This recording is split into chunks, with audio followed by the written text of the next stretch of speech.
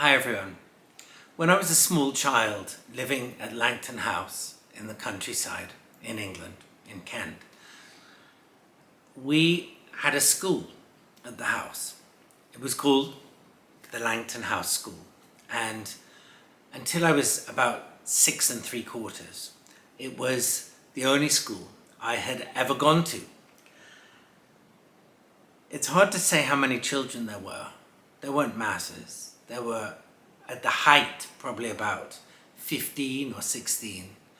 And they were made up of some of my parents' friends and the children of people who followed my father's work and that sort of thing. My mother, who had had a very sketchy school record of her own, was very proud to be the headmistress or the principal. She didn't teach, but she did something along with my father that really shaped the essence of the school and the way it worked.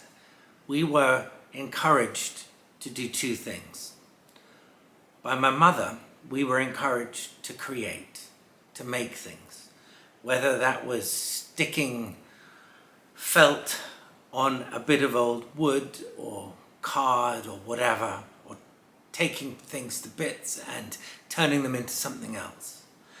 And for my father, his input was that we would listen to stories from morning until afternoon, and particularly the stories of Nasruddin, the wise fool of Oriental folklore. And that place, which was in a garage, the Langton House School was in this big kind of Edwardian garage at the house.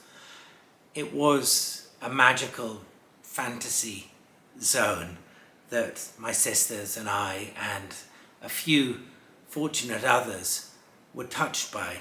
I've got a picture here that I love. It's of a Christmas nativity play we did when I was very little. Let me see, I'm here. My sister Safia, twin sister, is there.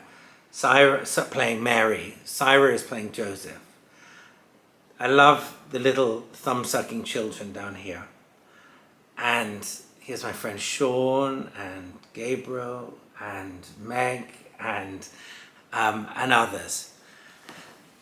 The Langton House School was really ahead of its time in so many ways, because the focus wasn't on learning stuff so you could be tested on it. The focus was on play in this extraordinarily magical way. It was on playing for the sake of playing and not trying to learn anything, and relaxing so much in your play that you suck up ideas and information. And that's what certainly happened to me at any route. I mean, afterwards I went on to a very horrid prep school, but Langton House School allowed me to be myself, and it allowed me to develop my sense of raw imagination, which is something that stayed with me ever since.